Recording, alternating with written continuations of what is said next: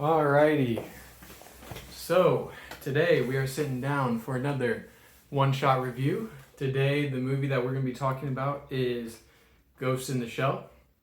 And I was kind of inspired to watch this movie after going and seeing the creator just because I couldn't remember, like in my mind's eye, when I watched the creator.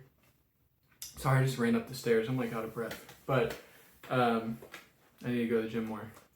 Anyway, when I was critiquing the creator, I basically said that it's almost like a fake deep movie. It's more of like a mainstream take on asking questions about personhood and AI and things like that. And so doing that, I felt that way because of how I remembered this movie.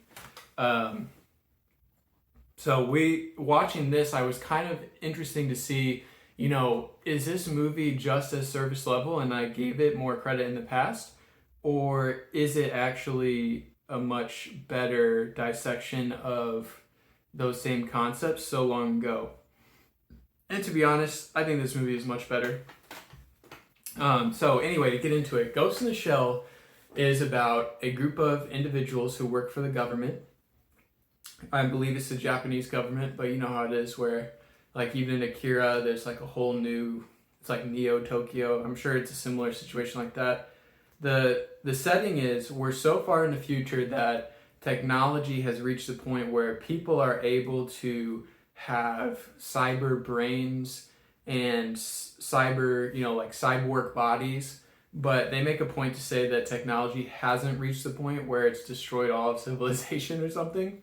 But we follow a group of people who work for the government who try to solve or, prevent any sort of cyber related issues from happening. And, in the opening scene, we see like our main character is this girl and she is doing like an operation to try to figure out which foreign diplomat is trying to sell secrets to somebody else or something like that. And, they show off that she's a cyborg and she's got this cool, like, thermo camo. And then, they go and they raid the party and all that. And anyway, it's a great opening just to show you kind of, like, what they do as a government organization, what kind of things they're trying to fight before they get into, they show, like, the building of one of these cyborgs to give you an idea of how advanced the technology is and kind of, like, how realistic it ends up looking in the end. And then you kind of get into the main plot of the movie, which is there is a hacker, a cyber criminal named the Puppet Master, who is able to infiltrate people and write code to their ghost to give them fake memories that they never actually experienced and manipulate them to do things for his bidding. And what is a ghost, right? So in this film, the way that they set it up is that you can have a cyber brain, you can have a cyberkinetic body, like you can be a cyborg, but no matter how much you've removed yourself from your original flesh body, you still maintain your ghost. And your ghost is like the collection of your memories, your thoughts, your personality, your ideals, everything that makes you, you, and by transitive makes you a person, a unique person. And so to have your ghost hacked or rewritten, stuff like that, would be a crazy crime. As well as, in this movie, one of the people that we see that has had his ghost hacked essentially has this entire story where he's got a daughter that he loves and a wife, and the wife wants to divorce him, and that's why he's doing all this bidding for the Puppet Master, because the Puppet Master's going to help him get him back together with his wife through spying on like what she's doing with her lawyer. After they capture this guy, you find out that he literally doesn't have a wife, no kid. He's been living in an apartment by himself for 10 years.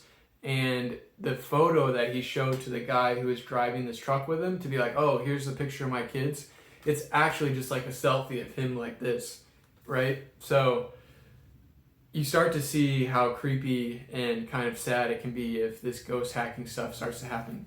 But it starts to weigh on the main character in a way. So to put it to not really spoil anything, but set it up so I can talk about the themes of the movie. Essentially, this chase to find the puppet master turns the movie into this sort of cat and mouse game where they're trying to find him, and there's different things going on, and maybe the government's involved and they're the people who are at the heart of this conspiracy, and so on and so forth.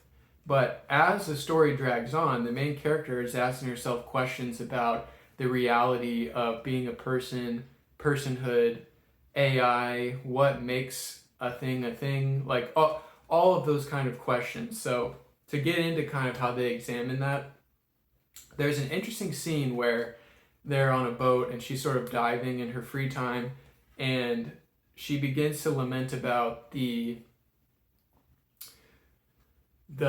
reality of being a person in their world. And so the two people talking, are completely cyborged out except for their ghost. And they're talking about it in the way of like, how much of your human body do you still have? And then his direct retort to that is, well, don't get into that. You have your ghost, your own personality, your own person. Like, it's different if it's just a program, it's just lines of code. But in this movie, she begins to ask the question of like, what really is the difference? So if a ghost is just a collection of memories and experiences and things that shape your personality and make you who you are, what makes that any different from any other collection of memories or data or anything like that? And similarly, later on in the movie, the AI, which we now know, the puppet master, this is not really a spoiler, but if you're trying to avoid literally all spoilers, just stop watching the video and like skip to the end for my review. But anyway, the AI itself, the puppet master, is basically a self-aware AI with no human attached to it. So like this program essentially created a ghost from scratch. And it starts to lament about the same thing, where once this program was unleashed onto the net and had access to all these different directories of information, it began to assemble pieces of itself and become something more. And what distinguishes your memories, your experiences, your personality, that you as a person, that makes you unique in you and like gives you personhood throughout your life, what distinguishes that from this AI, which has gained the exact same sort of information, the same data, the same experiences, the same thoughts and feelings through a collection of data? And he asks the question, like, is your experiences, your memories, all that, nothing more than a collection of data? And a human body is just a vehicle for which this collection of data that turns into a person can enact its will. And similarly, if this program is able to enact its will too, what makes it so different? What makes it not a living being? And I just think that question is so important. I think that, we really have to consider the fact that the things that make us so unique and give us life and give us a soul are not unique to being born as a biological being. Like if your soul, if everything that makes you a unique person, that makes you an individual, is really a collection of data at the end of the day, if you strip it away from all of its other pieces, then what, other than the limitations that you have compared to the AI, makes you any different from them? And I think that's just such an interesting question. And then with that being said, the character is asking herself throughout the entire movie, because she lives as somebody that's a ghost inside of a completely artificial body. Yet everybody treats her like she is a real human being. But if this program has been able to make a ghost himself, and they're calling it a him, I'm not trying to gender it, it's actually like non-gendered, but they make a point to say that all the way back in whenever this movie was made. So that's kind of fun. But anyway, he basically does the same thing at one point. He's able to create a body and put his own programming ghost inside that body. And so what distinguishes it from her, right? And basically nothing, right? And so I just think that that is such an interesting question. I don't think that the movie tries to give you a definitive answer as to it, but it just prompts the question and makes you think about, what really is the reality of having a soul or being something different than something artificial? Like, essentially, if it is brought into being, isn't it born? And so, with that being said, I just think that this movie is so profound in the way that it presents those themes and the way that it asks those questions. It really makes you consider the idea, and it does persuade me to believe that that is the case, But anyway, I want to talk about spoilers now, because in order to talk about sort of another piece of the movie, you have to know what happens at the end. So if you don't want to know that, obviously, I'm telling you right now, I'll probably give you the score in the last 10 seconds of the video, so skip forward to that. But anyway, this entire movie builds to a climax where our main character is fighting to get access to the AI, the puppet master.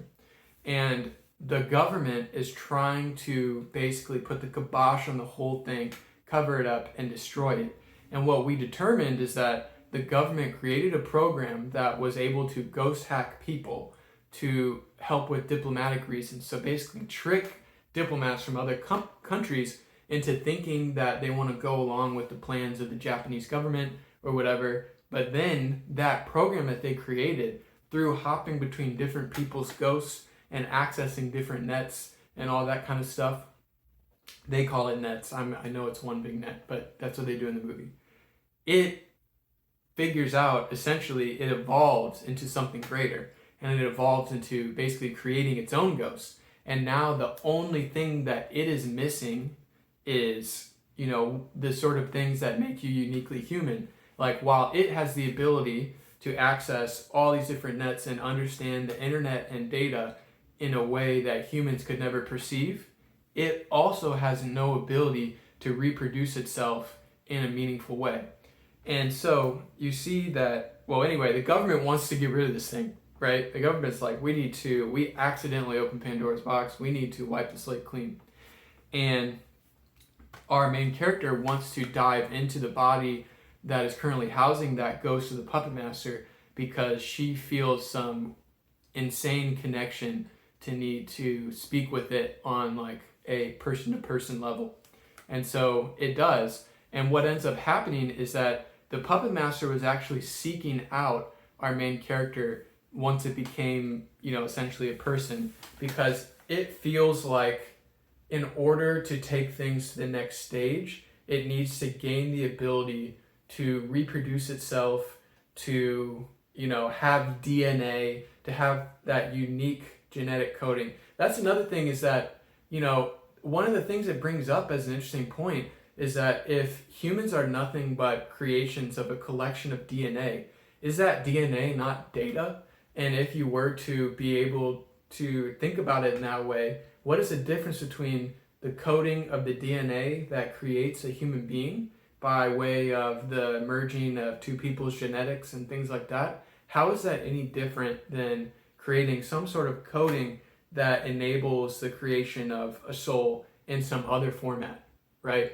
And you really have to kind of consider this. Like, this is pretty, I know I'm very much avoiding any sort of religious implications of this, but just understanding that at a base level, it's a very hard claim to refute.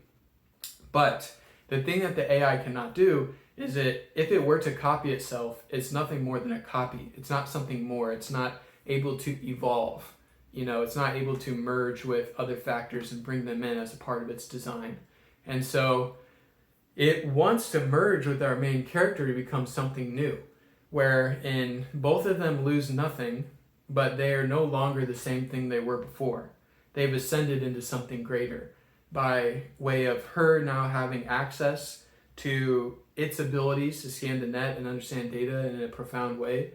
And then it now has access to, even though she's in a cyborg body, she can't reproduce, but she has like DNA, she has the human aspect of being a human. All of those advantages comes with her side of the table as well. And so what ends up happening at the end of the movie is the two of them merge into one being, into one ghost, and they essentially ascend past human or self-aware AI into something greater, something more evolved. And you have to look at that. Obviously, the next thing I'm going to say is, you have to look at that as like, is that the actual path forward for humanity?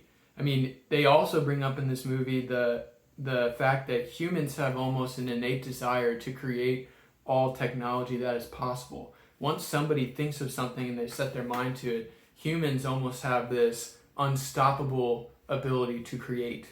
And so with that being said, doesn't it seem appropriate that humans would eventually create something like this AI, and that the next path forward, morality-wise and also intelligence-wise, would be to become this next stage of evolution?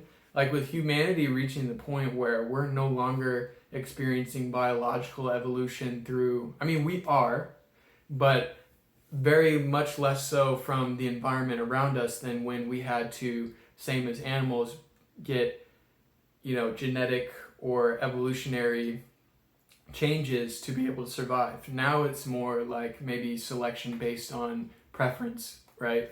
But anyway, I think that what happens at the end of the movie is such an interesting thing, and I really think that it's eventually, if we accidentally stumble into this self-aware AI reality, I think that this is just the way that it has to go. Like, we as humans have to accept that we have created something that is not meant to be controlled by us, that is beyond our control, and in fact, we should be living in harmony with it. And it's really interesting because at the end of the movie has the coolest quote ever, where the guy that's basically her best friend throughout the whole movie, her partner, he is asking her, is the puppet master still with you in there? Because he's able to put her into a new body because her old body gets destroyed by, the process of the whole story. And she basically just tells him, when I was a child, I walk like a child, I talk like a child, I think like a child. Now that I am a man, I no longer do those things. I put my toys away. And essentially what she's saying is, like, even the idea of wanting to be like, oh, are you still in there? Are you still there? Is pointless. Because that question, after evolving to this higher state, is stupid, right? It's like, why would I even care? Because they're merged now. They're one being. There is no difference between this and that. You know what I'm saying? So anyway, I can talk about this movie more and more forever, and it's just one of those things where if you watch it with a group of people, I think that you can really, just really get into this, at an insane, I just dropped it, at an insane level, just talking about, what does society look like when we even reach this point? Obviously, I hope things are a little bit different than what's in the show, but it's just very thought-provoking. So with that being said, I already knew I liked this movie, so maybe I'm a little bit biased, right? But I would say Ghost in the Shell, if you have the ability to see it in theaters somehow, obviously go see it. It's an awesome movie. But given the fact that that's probably not ever going to happen anytime soon, I really liked watching it on this 4K Blu-ray, but I'm sure that you can find it on streaming somewhere. I think the last time I checked, it might have been on Hulu or something like that, but that was years ago. So I would definitely check this out. As I plug it into my rating system, this movie for me is a very strong 4, just because it asks such thought-provoking questions, and in a way that isn't cheesy, it doesn't do it stupid, it isn't fake deep. It really examines the human condition in relation to this topic in a very intelligent way. And so I'll give this movie a very strong 4. I still don't know what would be a 5. It just doesn't feel right to call it a 5. So I'll give it a very strong 4, and I recommend everybody go see it. But that's Ghost in the Shell, and I will catch you guys on the next one.